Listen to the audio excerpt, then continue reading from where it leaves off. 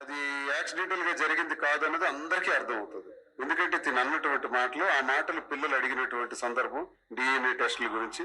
ఆ సందర్భంలో తను ఆవేశంతో డ్రైవ్ చేసుకుంటూ వెళ్తూ ఎమోషనల్ ఫీల్ అవుతూ కళ్ళల్లో నీళ్ళు వస్తున్నాయని, ఆ నీళ్ళు వస్తున్న సందర్భంలో ఏడ్చుకుంటా స్టీరింగ్ తనే డ్రైవ్ చేస్తుంది. ఆ డ్రైవ్ చేస్తుండేటప్పుడు వెళ్ళి ఎదురున్నటువంటి కారుని హిట్ చేయడం, అప్పుడు స్పృహలోకి వచ్చి రైట్ టర్న్ చేయడం, కారు బాల్తా పడటం, ఆ ప్రమాదం నుంచి బయటపడటం.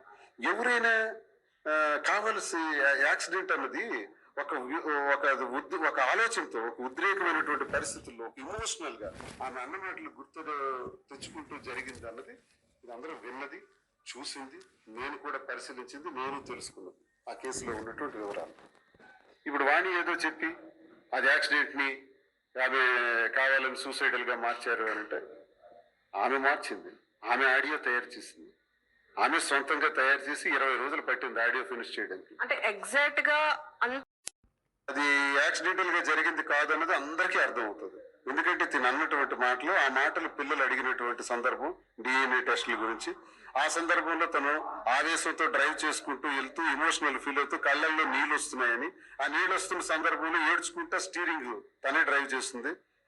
ఆ డ్రైవ్ చేస్తుండేటప్పుడు వెళ్ళి ఎదురున్నటువంటి కారుని హిట్ చేయడం, అప్పుడు స్పృహలోకి వచ్చి రైట్ టర్న్ చేయడం, కారు బాల్తా పడటం, ఆ ప్రమాదం నుంచి బయటపడటం. ఎవరైనా కావలసి యాక్సిడెంట్ అన్నది ఒక ఒక ఆలోచనతో, ఒక ఉద్రేకమైనటువంటి పరిస్థితుల్లో, ఒక ఇమోషనల్ గా ఆమె అన్న మాటలు గుర్తు తెచ్చుకుంటూ జరిగింది అన్నది ఇది అందరూ విన్నది, చూసింది, నేను కూడా పరిశీలించింది, నేను తెలుసుకున్నది ఆ కేసులో ఉన్నటువంటి వివరాలు. ఇప్పుడు వాణి ఏదో చెప్పి అది యాక్సిడెంట్ ని ఆమె కావాలని సూసైడల్ గా మార్చారు అని అంటే, ఆమె మార్చింది, ఆమె ఆడియో తయారు చేసింది, ఆమె సొంతంగా తయారు చేసి 20 రోజులు పట్టింది ఆడియో ఫినిష్ చేయడానికి. అంటే ఎగ్జాక్ట్ గా అది యాక్సిడెంటల్ గా జరిగింది కాదన్నది అందరికీ అర్థమవుతుంది. ఎందుకంటే తిను అన్నటువంటి మాటలు, ఆ మాటలు పిల్లలు అడిగినటువంటి సందర్భం డిఎన్ఏ టెస్టుల గురించి. ఆ సందర్భంలో తను ఆవేశంతో డ్రైవ్ చేసుకుంటూ వెళ్తూ ఎమోషనల్ ఫీల్ అవుతూ కళ్ళల్లో నీళ్ళు వస్తున్నాయని, ఆ నీళ్ళు వస్తున్న సందర్భంలో ఏడ్చుకుంటా స్టీరింగ్ తనే డ్రైవ్ చేస్తుంది. ఆ డ్రైవ్ చేస్తుండేటప్పుడు వెళ్ళి ఎదురున్నటువంటి కారుని హిట్ చేయడం, అప్పుడు స్పృహలోకి వచ్చి రైట్ టర్న్ చేయడం, కారు బాల్తా పడటం, ఆ ప్రమాదం నుంచి బయటపడటం. ఎవరైనా కావలసి యాక్సిడెంట్ అన్నది ఒక ఆలోచనతో, ఒక ఉద్రేకమైనటువంటి పరిస్థితుల్లో, ఒక ఇమోషనల్ గా ఆమె అన్న మాటలు గుర్తు తెచ్చుకుంటూ జరిగింది అన్నది ఇది అందరూ విన్నది, చూసింది, నేను కూడా పరిశీలించింది, నేను తెలుసుకున్నది ఆ కేసులో ఉన్నటువంటి వివరాలు. ఇప్పుడు వాణి ఏదో చెప్పి అది యాక్సిడెంట్ ని ఆమె కావాలని సూసైడల్ గా మార్చారు అని అంటే, ఆమె మార్చింది, ఆమె ఆడియో తయారు చేసింది, ఆమె సొంతంగా తయారు చేసి 20 రోజులు పట్టింది ఆడియో ఫినిష్ చేయడానికి. అంటే ఎగ్జాక్ట్ గా అది యాక్సిడెంటల్ గా జరిగింది కాదన్నది అందరికీ అర్థమవుతుంది. ఎందుకంటే తిను అన్నటువంటి మాటలు, ఆ మాటలు పిల్లలు అడిగినటువంటి సందర్భం డిఎన్ఏ టెస్టుల గురించి. ఆ సందర్భంలో తను ఆవేశంతో డ్రైవ్ చేసుకుంటూ వెళ్తూ ఎమోషనల్ ఫీల్ అవుతూ కళ్ళల్లో నీళ్ళు వస్తున్నాయని, ఆ నీళ్ళు వస్తున్న సందర్భంలో ఏడ్చుకుంటా స్టీరింగ్ తనే డ్రైవ్ చేస్తుంది. ఆ డ్రైవ్ చేస్తుండేటప్పుడు వెళ్ళి ఎదురున్నటువంటి కారుని హిట్ చేయడం, అప్పుడు స్పృహలోకి వచ్చి రైట్ టర్న్ చేయడం, కారు బాల్తా పడటం, ఆ ప్రమాదం నుంచి బయటపడటం. ఎవరైనా కావలసి యాక్సిడెంట్ అన్నది ఒక ఆలోచనతో, ఒక ఉద్రేకమైనటువంటి పరిస్థితుల్లో, ఇమోషనల్ గా ఆమె అన్న మాటలు గుర్తు తెచ్చుకుంటూ జరిగింది. శ్రీనివాస్ ఒక మంచి లీడర్ గా ఎదిగిన తర్వాత నన్ను అబాస్ పాలు చేయడానికి ప్రయత్నించినటువంటి మొట్టమొదటి వ్యక్తి ఎవరంటే వాణి. నా శత్రువులేం కారు, అంటే బయట శత్రువులు కారు, సిద్ధాంతపరంగా శత్రువులు ఉంటారు, ఇతర అపోజిషన్ పార్టీకి సంబంధించినటువంటి వ్యక్తులు ఉంటారు. అలాంటి వాళ్ళు చేస్తే ధర్మం, అది న్యాయం, అది రాజధర్మం అంటారు. చేసింది ఎవరు? సాక్షాత్ వైఫే. సాక్షాత్ వైఫే నన్ను చాలాసార్లు చంపాలనుకుంది, డంబెల్స్ కూడా విసిరి చంపాలనుకుంది, హత్యా ప్రయత్నం చేయాలనుకుంది, మా అమ్మని హింసించింది, మా బ్రదర్స్ ఇష్టానుసారం తిడుతుంటది. వీటి వల్ల మా ఇంట్లో గొడవలు ఎప్పుడూ ఉన్నాయని మీకు నేను చెప్పాను. ఇలాంటి వ్యవహారాలతో తలమునకులైనటువంటి వాణి ఈ జీవితాన్ని, నా జీవితాన్ని సర్వనాశనం చేసి రాజకీయంగా నేను ఎదక్కూడదు, నా దగ్గర నా పేరున ఆస్తులు ఉండకూడదు. ఏమంటే తను ధనవంతురాలు అని చెప్తుంది, తను కోటీశ్వరులు అని చెప్తుంది, నేను లుంగీ షర్ట్తో వచ్చానంటది. మరి లుంగీ షర్ట్ గా అయితే నా దగ్గర వచ్చి వెయిట్ చేయవలసిన అవసరం ఏంటి? మరి నీవే ధనవంతురాలు అయితే నీ ఆస్తులు నాకెలా వచ్చాయి? ఈ ఆస్తులు ఈ రకంగా వచ్చాయని చెప్పడానికి ఒక డాక్యుమెంట్ చూపించండి, ఒక అకౌంట్ చూపించండి, 1 లక్ష రూపాయలు ట్రాన్స్ఫర్ చేసినట్టు. మరి ఎన్ని కోట్ల రూపాయల ఆస్తులు నా స్వార్జితం ద్వారా నేను సంపాదించుకుని మీ వల్ల వచ్చాయంటారే? మీ వల్ల నాకు రాజకీయ పలుకుబడి వచ్చింది అంటారు. ఏం మీ ఇంట్లో నేను ఒక్కడనే ఉన్నాను, ఇంకా అల్లుళ్ళు లేరా, ఇంకా మీకు అక్కచెల్లెలు లేరా, ఇంకా అన్నదమ్ములు లేరా? వాళ్ళందరికీ ఎందుకు రాలేదు రాజకీయ హోదాలు? వాళ్ళందరికీ ఎందుకు ఇచ్చేయలేదు మీరు ఆస్తులు? నా ఒక్కడికే ఎందుకు ఇచ్చేశారు? నా ఒక్కడికే రాజకీయ హోదా ఎలా వచ్చేసింది?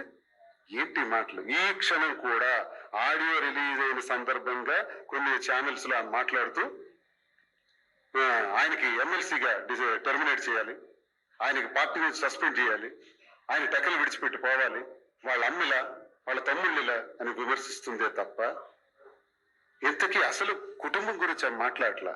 కుటుంబానికి సంబంధించి మొదటి రోజు పిల్లలు వచ్చినా తండ్రి పట్టించుకోలేదన్నావు, రెండో రోజు పిల్లలు వెళ్ళారు నాకు సంబంధం లేదన్నావు, మూడో రోజు టెక్కలు విడిచిపెట్టి పోవాలన్నావు, నాలుగో రోజు ఏమో ఎమ్మెల్సీ రాజీనామా అన్నావు, తర్వాత పార్టీ సస్పెండ్ చేయాలన్నావు, తర్వాత ఆస్తులు అన్నావు, తర్వాత కోర్టుకి వెళ్ళావు. ఏంటి తర్వాత కలిసి ఉందామంటావు నా లాయర్ల తాలూకు సలహాలు సూచనల మేరకు? అసలు నీ డిమాండ్ ఏంటి? అట్లీస్ట్ ఈ రోజు కూడా ఇంచుమించు 25 రోజులు అవుతుంది, ఈ రోజు కూడా నీ డిమాండ్ ఏంటి? మా అమ్మ ఉండకూడదు, మా తమ్ముళ్ళు ఉండకూడదు, నేను టెక్కల్లో ఉండకూడదు, ఇది నీ డిమాండ్.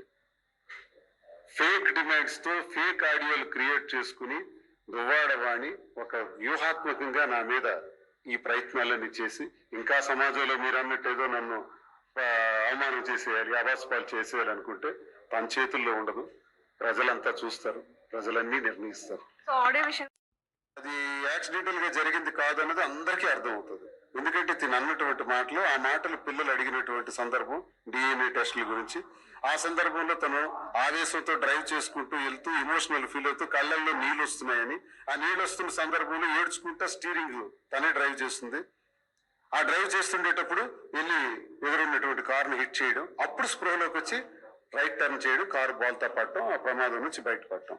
ఎవరైనా కావలసి యాక్సిడెంట్ అన్నది ఒక ఆలోచనతో, ఒక ఉద్రేకమైనటువంటి పరిస్థితుల్లో ఇమోషనల్ గా ఆమె అన్న మాటలు గుర్తు తెచ్చుకుంటూ జరిగింది అన్నది ఇది అందరూ విన్నది, చూసింది, నేను కూడా పరిశీలించింది, నేను తెలుసుకున్నది ఆ కేసులో ఉన్నటువంటి వివరాలు.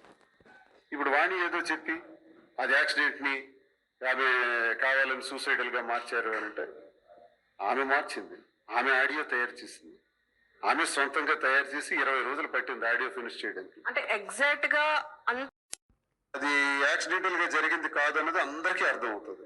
ఎందుకంటే తిని అన్నటువంటి మాటలు, ఆ మాటలు పిల్లలు అడిగినటువంటి సందర్భం డిఎన్ఏ టెస్టుల గురించి, ఆ సందర్భంలో తను ఆవేశంతో డ్రైవ్ చేసుకుంటూ వెళ్తూ ఎమోషనల్ ఫీల్ అవుతూ కళ్ళల్లో నీళ్ళు వస్తున్నాయని, ఆ నీళ్ళు వస్తున్న సందర్భంలో ఏడ్చుకుంటా స్టీరింగ్ తనే డ్రైవ్ చేస్తుంది. ఆ డ్రైవ్ చేస్తుండేటప్పుడు వెళ్ళి ఎదురున్నటువంటి కారుని హిట్ చేయడం, అప్పుడు స్పృహలోకి వచ్చి రైట్ టర్న్ చేయడం, కారు బాల్తో పడటం, ఆ ప్రమాదం నుంచి బయటపడటం. ఎవరైనా కావలసి యాక్సిడెంట్ అన్నది ఒక ఆలోచనతో, ఒక ఉద్రేకమైనటువంటి పరిస్థితుల్లో ఇమోషనల్ గా ఆమె అన్న మాటలు గుర్తు తెచ్చుకుంటూ జరిగింది అన్నది ఇది అందరూ విన్నది, చూసింది, నేను కూడా పరిశీలించింది, నేను తెలుసుకున్నది ఆ కేసులో ఉన్నటువంటి వివరాలు. ఇప్పుడు వాణి ఏదో చెప్పి అది యాక్సిడెంట్ ని ఆమె కావాలని సూసైడల్ గా మార్చారు అని అంటే, ఆమె మార్చింది, ఆమె ఆడియో తయారు చేసింది, ఆమె సొంతంగా. అది యాక్సిడెంటల్ గా జరిగింది కాదన్నది అందరికీ అర్థం అవుతుంది. ఎందుకంటే తిని అన్నటువంటి మాటలు, ఆ మాటలు పిల్లలు అడిగినటువంటి సందర్భం డిఎన్ఏ టెస్టుల గురించి, ఆ సందర్భంలో తను ఆవేశంతో డ్రైవ్ చేసుకుంటూ వెళ్తూ ఎమోషనల్ ఫీల్ అవుతూ కళ్ళల్లో నీళ్ళు వస్తున్నాయని, ఆ నీళ్ళు వస్తున్న సందర్భంలో ఏడ్చుకుంటా స్టీరింగ్ తనే డ్రైవ్ చేస్తుంది. ఆ డ్రైవ్ చేస్తుండేటప్పుడు వెళ్ళి ఎదురున్నటువంటి కారుని హిట్ చేయడం, అప్పుడు స్పృహలోకి వచ్చి రైట్ టర్న్ చేయడం, కారు బాల్తో పడటం, ఆ ప్రమాదం నుంచి బయటపడటం. ఎవరైనా కావలసి యాక్సిడెంట్ అన్నది ఒక ఆలోచనతో, ఒక ఉద్రేకమైనటువంటి పరిస్థితుల్లో ఇమోషనల్ గా ఆమె అన్న మాటలు గుర్తు తెచ్చుకుంటూ జరిగింది అన్నది ఇది అందరూ విన్నది, చూసింది, నేను కూడా పరిశీలించింది, నేను తెలుసుకున్నది ఆ కేసులో ఉన్నటువంటి వివరాలు.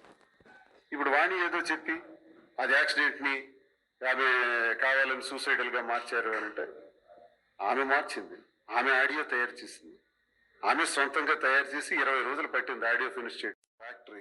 ఆ ఫ్యాక్టరీ డాక్యుమెంట్స్ ట్రాన్స్ఫర్ చేసినట్టుగా ఎన్నికలకి 20 రోజులు ఫ్యాక్టరీ, ఇది ఫ్యాక్టరీకి నేను చెప్తున్నాను 20. సరేనండి, ఆమె అనుకున్నట్టు 2 కోట్లు అనుకోండి, డబ్బులు కావాలి, కానీ అనుకుందాం, ఫోన్ వాల్యూ రెడ్యూస్ చేసింది, నేను 27 కోట్లు వేస్తుంటాను, ఆమె 2-3 కోట్లు వేస్తుంటాను. Okay, let it B.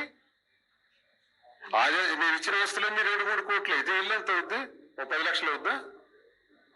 ఆస్తులు తనకు విలువను తగ్గించేయాలంటే ఇది కూడా ఎంత అవుతుంది? మరి 10 లక్షల రూపాయలు విలువైన ఆస్తికి ఎందుకు నువ్వు వెంపర్లాడుతున్నావు?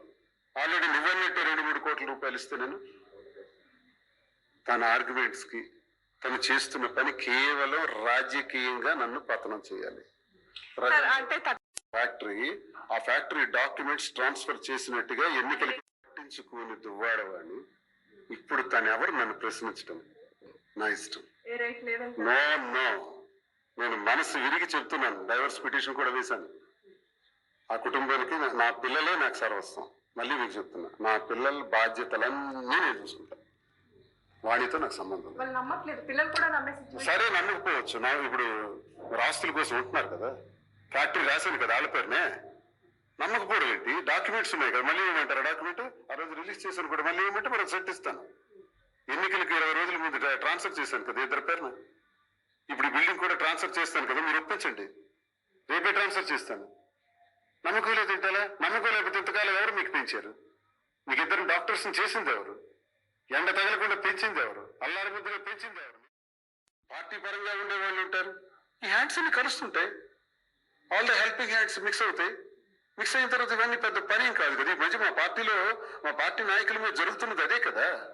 ఫేక్ ఆడియోలు, ఫేక్ వీడియోలు పెట్టి ఎవరో ఒక యాక్టర్ని తీసుకొచ్చి ముంబై నుంచి ఇప్పుడు ఏదో సీన్ క్రియేట్ చేస్తున్నారు. ఇంకా ఆవిడేమి చిలక పలుకులు చెప్తారు.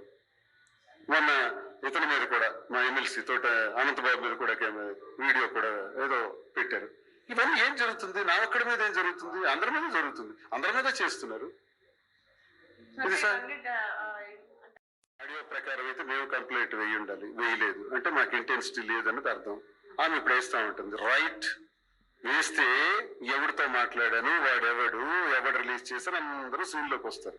అది ఫ్యాబ్రికేటెడా అంతా ఫొరెన్సిక్ లో కూడా తెలుస్తుంది. లాంగ్వేజ్ ని మొత్తం ఐడెంటిఫై చేస్తారు కదా, అప్పుడు తప్పకుండా తెలుస్తుంది న్యాయస్థానంలో. నేను న్యాయ పోరాటం చేయబోతున్నాను. నా మీద ఫేక్ ఆడియో రిలీజ్ చేసి నా వ్యక్తిత్వాన్ని హననం చేసే విధంగా ప్రవర్తించిన వాణి మీద నేను కూడా న్యాయస్థానంకి వెళ్తాను. నేను న్యాయ పోరాటం చేస్తాను. సో ఇదిలా ఉంటే వెళ్ళి నాకు టికెట్ ఇవ్వండి, నాకు విడాకులు ఇచ్చేయండి, లేకపోతే నేను విషయం తాగి సూసైడ్ చేసుకుంటానని ఎలా బెదిరించింది? ఆ తెలివితేటలు ఎలా వచ్చాయి? అధిష్టానం మీద ఇంత పెద్ద మాట్లాడే తెలివితేటలు ఎలా వచ్చాయి? ఆఫ్టర్ ఆల్ ఇవాళ ఆడియో క్రియేషన్ మీద ఆఫ్టర్ ఆల్ చాలా చిన్న విషయం. తల్లికి వస్తున్నటువంటి మందులు నాపడం తెలుసు. 30 ఏళ్ళు నాకు నరకయాతన పెట్టడం తెలుసు. 2 ఏళ్ల క్రితం ఇంటికి తాళం వేసేయటం తెలుసు. ఒంటి మీద పడుకుంటే డంబెల్స్ విసరటం తెలుసు. ఇన్ని తెలిసిన క్రిమినల్ ఆడియో తయారు చేయడం తెలియదా? ఆడియో తనెందుకు చేయాలి? తనకి హెల్పింగ్ హ్యాండ్స్ చాలా ఉన్నాయి. దువ్వాడ శ్రీనివాస్ ఎవరి మీద డౌట్ ఉంది? వ్యవహారం, కుటుంబ వ్యవహారం కింద పార్టీ చూసింది. కానీ కుటుంబ వ్యవహారాన్ని తీసుకొచ్చి రాజకీయ వ్యవహారంగా మార్చారు ఇటీవల కాలంలో. 20 రోజుల్లో పార్టీకి ఎంతో కొంత చెడ్డ పేరు వచ్చే విధంగా చేస్తున్నారు. ఇది సరైన నిర్ణయం. ఇలా చేయాలి, నిర్ణయం తీసుకోవాలి. ఇమీడియట్ గా నాకు ఇన్ఛార్జిని మార్చవలసినటువంటి బాధ్యత ఉంది, పార్టీ మీద ఉందో చేయాలి. నేను దానికి యాక్సెప్ట్ చేస్తున్నాను, సమర్థిస్తాను. నేను పార్టీ ప్రొటెక్షన్. దువ్వాడ శ్రీనివాస ఇంకోడా అనవసరం.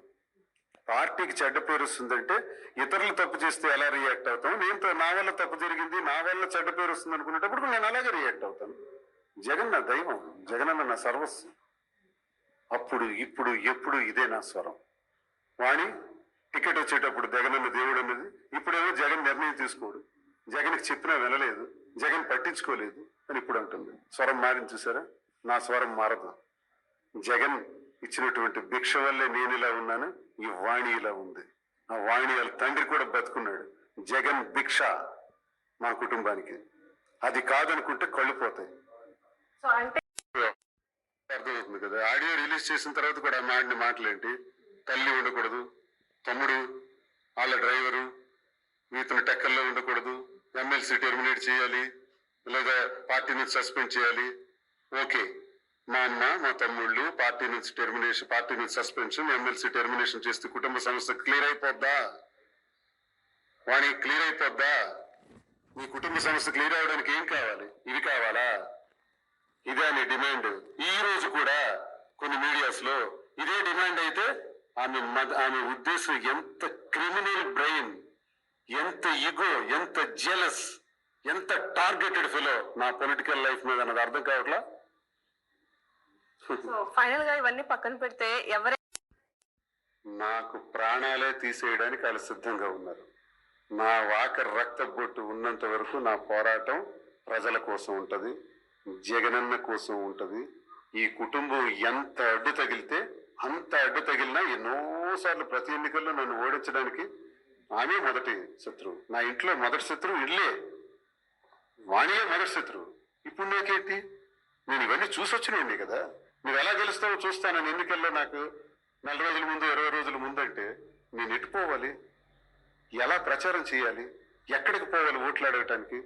ఇంట్లోనే నాకు ఓటు రాదే. ఈ దుర్గతి అనుభవించి అనుభవించి వచ్చిన వాడిని.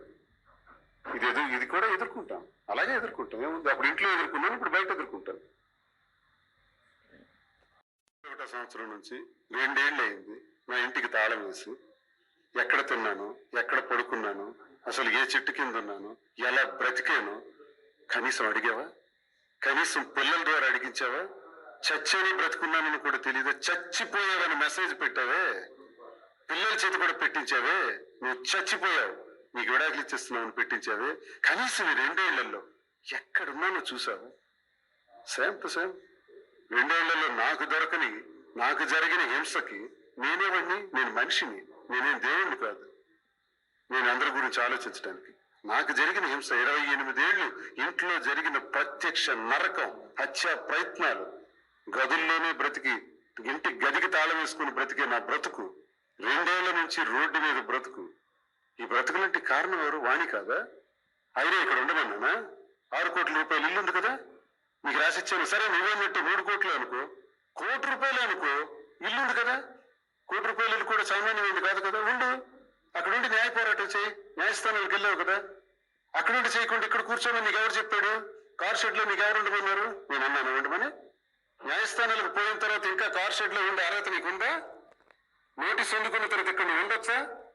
నా మీద గృహహింస పిటిషన్ వేసిన తర్వాత ఇంకా నీకు ఉండే అర్హత ఉందా? మీరే చెప్పాలి. ఓకే.